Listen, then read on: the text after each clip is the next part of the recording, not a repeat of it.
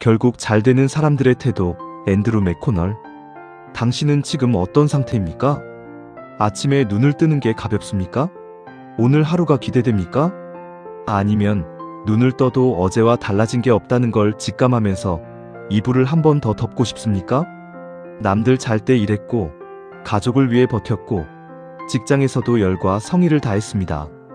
그런데 어느 날 문득 이런 생각이 듭니다. 나는 왜 이렇게 제자리일까?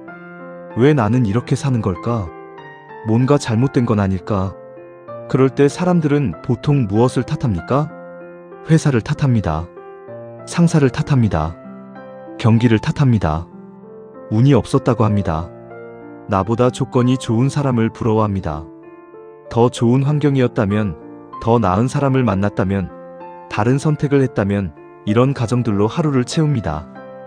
그런데 오늘 제가 소개할 책은 이 지점에서 아주 불편한 질문을 던집니다. 문제는 세상이 아니라 바로 나 자신이다. 오늘 소개할 책은 앤드루 맥코널의 결국 잘 되는 사람들의 태도입니다. 원제는 Get out of my head, 그러니까 내 머릿속에서 나가라는 뜻입니다. 부제는 2300년 이어온 철학에서 배우다. 이 책은 단순한 자기계발서가 아닙니다. 하버드 대학교를 나오고 메릴 린치와 맥킨지에서 변호사와 컨설턴트로 일했으며 직접 창업해 500대 기업에 2번이나 이름을 올린 사람이 번아웃과 실패 끝에 만난 철학 이야기입니다. 그 철학의 이름은 스토아, 무려 2300년 전에 시작된 생각의 체계입니다.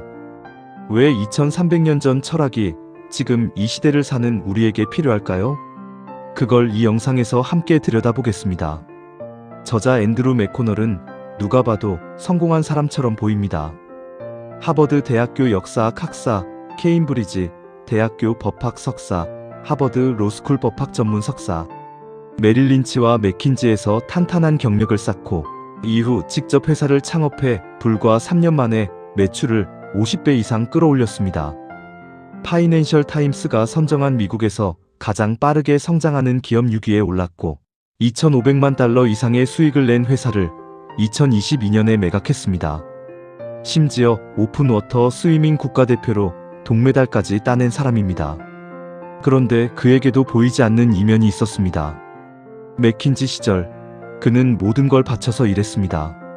밤새 일하고 잠깐 눈을 붙였다가 해 뜨기 전에 다시 사무실로 나가는 날이 반복됐습니다. 고액의 컨설팅 비용을 청구하는 회사에서 일하는 사람이라면 하루도 빠짐없이 자신의 가치를 증명해야 한다는 압박감이 있었기 때문입니다. 결국 육체적으로도 정신적으로도 한계가 왔습니다. 돈과 명예도 치러야 하는 희생에 비하면 보잘것없이 느껴졌습니다.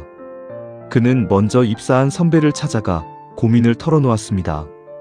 피로, 좌절감, 당혹감, 회사를 그만두고 싶은 마음까지.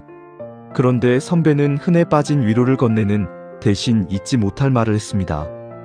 여기서 일하는 사람들은 끊임없이 열심히 일하고 불가능해 보이는 일까지 해치우지만 절대 이만 하면 됐다고 생각하는 법이 없는 이들이야.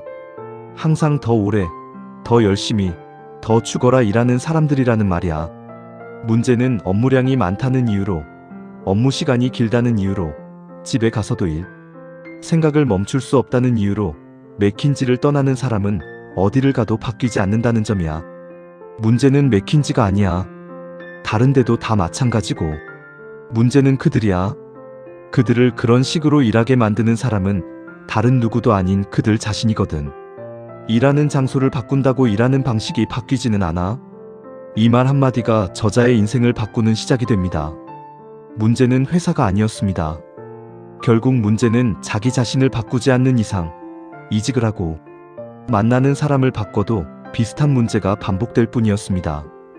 더 나쁜 점은 환경을 탓하고 다른 사람을 원망하는 동안 스스로 바뀔 가능성은 점점 줄어든다는 것이었습니다. 우리도 주변에서 같은 환경에 있지만 전혀 다른 결과를 내는 사람들을 봅니다. 어떤 사람은 같은 회사에서, 같은 팀에서, 같은 업무를 하면서도 성과를 내고 성장합니다. 반면 어떤 사람은 늘 문제의 원인을 바깥에서 찾습니다. 상황이 나쁘다, 사람이 문제다, 운이 없다고 말합니다. 그러면서 정작 자기 자신은 그대로 둡니다. 저자는 이 차이를 스토아 철학의 언어로 설명합니다. 스토아 철학은 기원전 3세기 고대 그리스의 제논이 시작한 사상체계입니다. 이후 에픽테토스, 세네카, 마르쿠스 아우렐리우스 같은 인물들로 이어지며 2300년 동안 살아남았습니다. 그런데 이 철학의 핵심은 놀랍도록 단순합니다. 우리가 통제할 수 있는 것과 통제할 수 없는 것을 구분하라. 에픽테토스는 이렇게 말했습니다. 어떤 일들은 우리가 통제할 수 있고 또 어떤 일들은 그렇지 않다. 이런 기본적인 원칙, 그리고 통제할 수 있는 일과 그렇지 않은 일을 구분하는 방법을 확실히 배운 뒤에야 내적인 평온과 외적인 효율성을 누릴 수 있다. 통제할 수 있는 것은 무엇입니까? 나의 생각, 나의 태도, 나의 선택, 나의 행동입니다. 통제할 수 없는 것은 무엇입니까?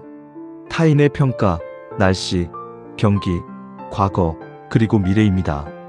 스토아 철학자들은 이 구분을 노예의 삶과 주인의 삶으로 나눠 설명합니다.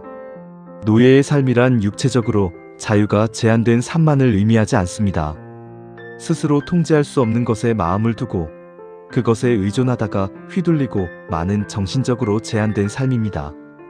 반대로 주인의 삶이란 통제할 수 없는 것에 대한 집착을 거두고 스스로 통제할 수 있는 일에 초점을 맞추어 그의 전력을 기울이는 삶입니다. 주인의 삶을 사는 사람만이 굴곡 많은 인생길을 크게 휘청이지 않고 꿋꿋하게 버티며 걸어갈 수 있습니다. 그렇다면 이 원칙이 실제 삶에서 어떻게 작동할까요? 첫 번째 챕터에서 저자는 이렇게 묻습니다. 왜 당신의 가치를 타인의 평가에 내맡기는가? 여러분, 하루에 몇 번이나 다른 사람의 시선을 의식합니까? 누군가가 나를 어떻게 볼까? 내 말이 이상하게 들리지는 않을까? 저 사람이 나를 무시하는 건 아닐까? 이런 생각들이 하루를 얼마나 잠식합니까? 저자는 말합니다. 자신의 가치를 믿지 않으면 타인의 낮은 평가에 휘둘리게 된다고. 그래서 가장 먼저 해야 할 일은 나의 몸값을 제대로 따져보는 것입니다. 여기서 중요한 것이 하나 있습니다. 자질구레한 일을 계속 떠안는 사람들의 심리를 들여다보면 대부분 자신의 가치를 스스로 낮게 책정하고 있습니다. 중요한 일에 시간을 쏟아야 하는데 바쁘다는 이유로 사소한 일들을 처리하는데 하루를 다 써버립니다. 가치 있게 산다는 것은 결국 시간을 가치 있는 일에 쓴다는 것입니다. 두 번째, 상황은 바꿀 수 없지만 그에 대한 태도는 선택할 수 있습니다. 이것이 이 책의 핵심 메시지 중 하나입니다. 우리는 살면서 수많은 상황을 마주합니다. 예상치 못한 해고, 건강 문제, 관계의 균열, 사업의 실패. 이 상황 자체를 바꾸는 것은 때로 불가능합니다. 그러나 그 상황에 대한 나의 반응, 나의 태도, 나의 해석은 언제나 내가 선택할 수 있습니다. 저자는 이렇게 말합니다. 해야 할 일을 하든지 안 할 거면 생각조차 하지 마라. 상황은 바꿀 수 없지만 그에 대한 태도는 선택할 수 있다는 것. 그리고 그 선택이 바꿀 수 없는 것과 바꿀 수 있는 것을 구분하는 첫 번째 출발점입니다. 한계를 뛰어넘어 최고의 성과를 거두는 사람들을 보면 그들이 남들보다 좋은 환경에서 시작했기 때문이 아닙니다. 같은 조건에서 다른 태도를 선택했기 때문입니다. 세 번째, 정말 현명한 사람은 타인의 비판에서 해결책을 찾아냅니다. 여기서 잠깐 생각해 봅시다. 누군가가 나를 비판할 때 여러분은 어떻게 반응합니까? 화가 납니까? 억울합니까? 상대방이 틀렸다고 생각합니까? 저자는 논쟁에서 이기고 비즈니스에서 실패하는 사람들의 특징을 이야기합니다. 자신이 옳다는 것을 증명하는데 에너지를 쏟는 사람들입니다. 그러나 진짜 현명한 사람은 다릅니다. 자신이 틀릴 수도 있음을 인정하는 용기가 이끄는 엄청난 변화를 압니다. 감정을 씻지 않고 들으면 비판은 최고의 피드백이 됩니다. 비판이 두려운 사람들을 위한 5가지 방법도 저자는 제시합니다.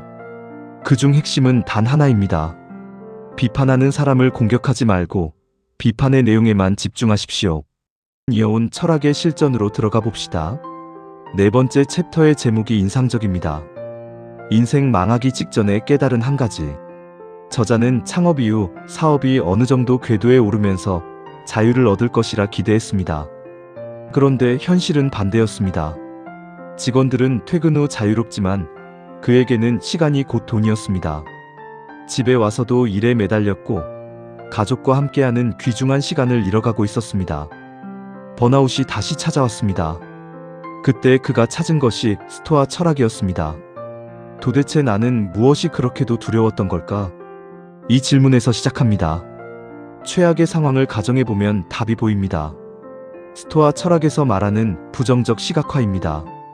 최악을 미리 상상해보는 것. 그러면 현재가 얼마나 충분한지 보이기 시작합니다. 네이비실이 매일 혹독한 훈련을 하는 이유가 여기에 있습니다. 최악을 미리 경험하는 것입니다. 실제로 최악의 상황이 왔을 때 이미 그것을 통과해본 사람처럼 반응할 수 있기 때문입니다.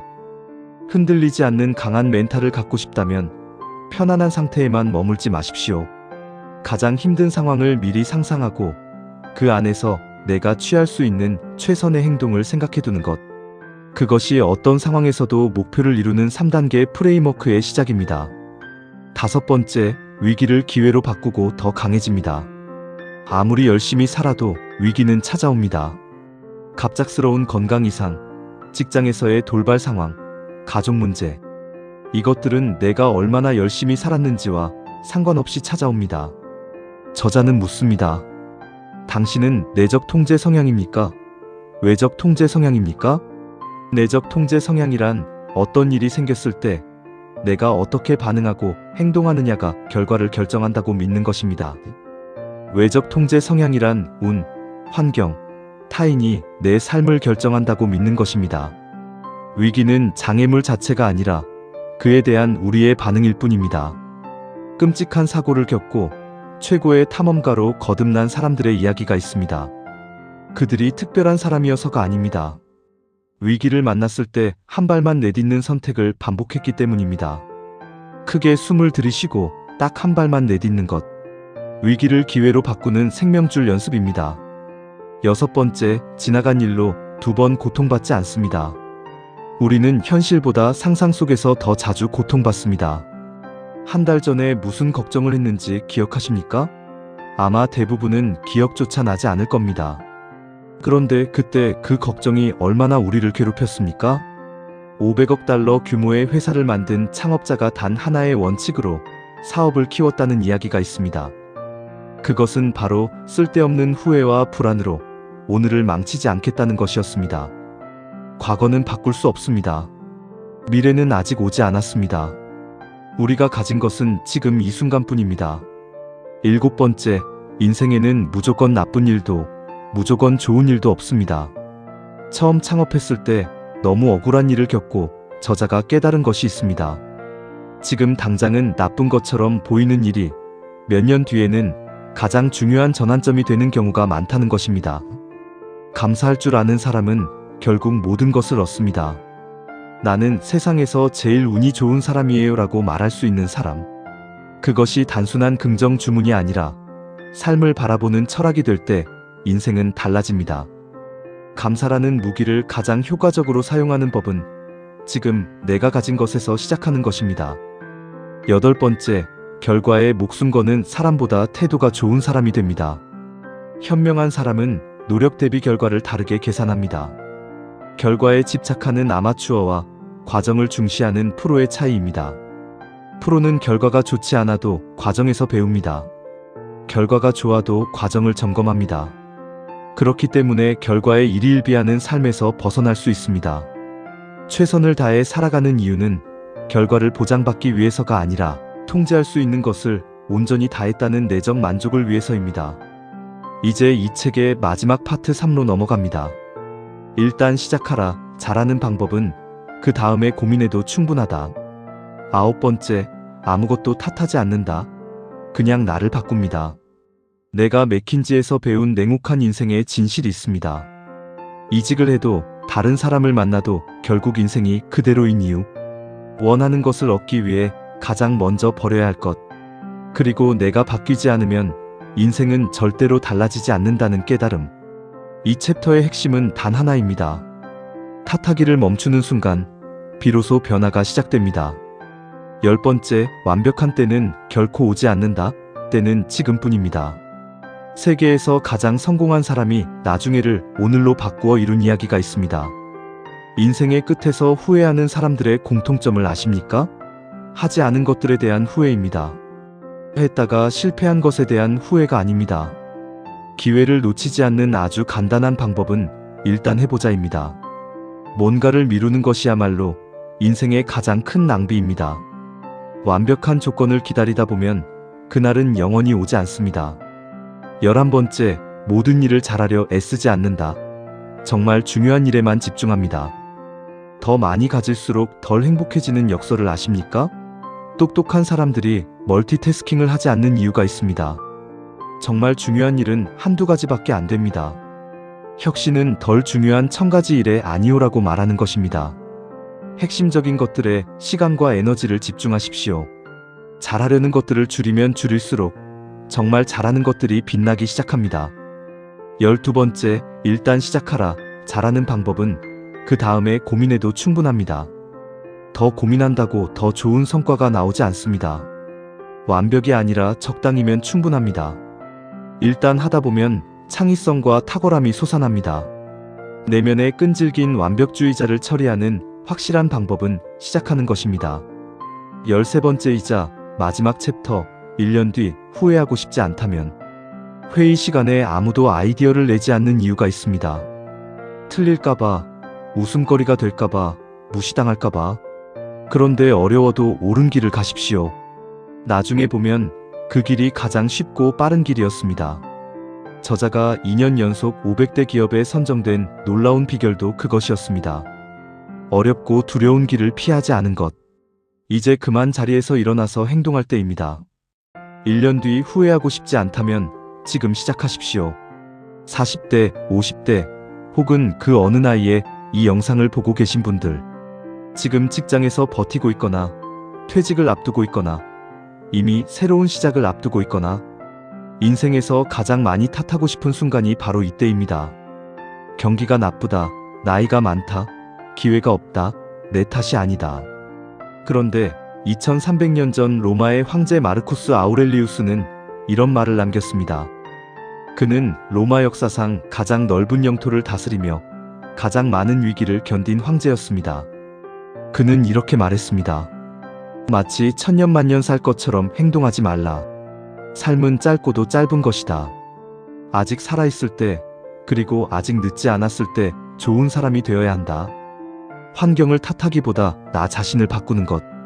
이것이 2300년 전에 시작되어 지금까지 살아남은 스토아 철학의 핵심 메시지입니다. 스토아 철학자들은 노예가 아니라 주인의 삶을 살라고 끊임없이 강조합니다. 그들이 말하는 노예의 삶은 육체적 자유가 제한된 삶만이 아닙니다. 스스로 통제할 수 없는 것에 마음을 주고 그에 의존하다가 휘둘리고 마는 정신적으로 제한된 삶입니다. 우리에게는 모두 마음을 어디에 둘지 스스로 결정할 권한이 있습니다. 마음을 다른 사람을 부러워하고 상황이 좋아지길 마냥 기다리고 과거를 후회하고 미래를 걱정하는 데 쓸 것인가? 아니면 남 탓과 변명을 집어치우고 정말로 자신과 인생을 바꾸는데 사용할 것인가? 앤드루 맥코널은 말합니다. 그러니 일단 시작하라. 잘하는 방법은 그 다음에 고민해도 충분하다. 이 책을 읽으면서 가장 인상 깊었던 부분은 저자의 솔직함이었습니다. 그는 화려한 이력을 자랑하기 위해 이 책을 쓰지 않았습니다. 오히려 정반대입니다. 그는 자신이 얼마나 오랫동안 잘못된 방식으로 살았는지를 고백합니다. 불필요하고 자질구레한 일까지 도맡아 하느라 가족과 함께하는 귀중한 시간을 놓쳤고 남의 비판에 일희일비하며 도움이 되는 말조차 귀담아 듣지 못해 변화의 적기를 놓쳤고 자신의 잘못된 선택과 행동에도 남 탓 상황 탓을 하며 변명을 늘어놓기도 했다고. 소중한 사람들과의 관계가 소원해지고 번아웃에 시달리던 중 맥코널은 자신이 바뀌지 않으면 인생이 결코 달라지지 않으리라는 것을 깨달았습니다. 그리고 그때 만난 스토아 철학은 그의 삶을 변화시키는데 터닝포인트가 되었습니다. 2300년 이어온 철학은 그가 통제할 수 있는 것과 통제할 수 없는 것을 구별해 최선의 선택을 할 수 있게 해주었습니다. 또한 후회스러운 과거와 걱정되는 미래와 같이 통제할 수 없는 것은 머릿속에서 제거하고 지금 할 수 있고 해야 하는 것에 집중할 수 있게 해주었습니다. 이 책의 원제가 왜 내 머릿속에서 나가라인지 이제 이해가 되십니까? 머릿속을 가득 채우고 있는 것들, 타인의 시선, 지나간 후회, 오지 않은 미래에 대한 불안, 내가 통제할 수 없는 모든 것들, 그것들을 내 머릿속에서 내보내는 것. 그래야만 비로소 내가 진짜 집중해야 할 것들에 에너지를 쏟을 수 있습니다. 스토아 철학자 세네카는 이런 말을 남겼습니다. 우리는 시간이 부족한 게 아니다. 시간을 낭비하고 있을 뿐이다. 우리의 에너지도 마찬가지입니다. 에너지가 부족한 게 아닙니다. 통제할 수 없는 것들에 에너지를 낭비하고 있을 뿐입니다. 여러분, 지금 당장 한번 해보시겠습니까? 오늘 나를 가장 힘들게 하는 것이 무엇인지 떠올려 보십시오. 그리고 물어보십시오. 이것이 내가 통제할 수 있는 것입니까? 아닙니까? 내가 통제할 수 없는 것이라면 그것에 에너지를 쏟지 마십시오. 내가 통제할 수 있는 것이라면 지금 당장 한 가지 행동을 시작하십시오. 결국 잘 되는 사람들은 특별한 재능을 타고난 사람들이 아닙니다. 통제할 수 있는 것과 없는 것을 구분하고 통제할 수 있는 것에 최선을 다하는 태도를 선택한 사람들입니다. 그 태도는 누구에게나 열려 있습니다. 지금 이 순간에도. 오늘 영상이 도움이 되셨다면 구독과 좋아요 부탁드립니다. 마지막으로 이 책에서 가장 기억에 남는 문장 하나를 드리겠습니다. 마음을 다른 사람을 부러워하고 상황이 좋아지길 마냥 기다리고 과거를 후회하고 미래를 걱정하는 데 쓸 것인가? 아니면 남 탓과 변명을 집어치우고 정말로 자신과 인생을 바꾸는데 사용할 것인가? 이 질문에 어떻게 답하느냐가 결국 잘 되는 사람과 그렇지 못한 사람을 가르는 단 하나의 차이입니다. 인생은 지금 이 순간 당신이 내리는 선택으로 만들어집니다. 오늘 이 영상이 여러분 인생의 작은 참고점이 되기를 진심으로 바랍니다. 항상 당신의 선택을 응원합니다.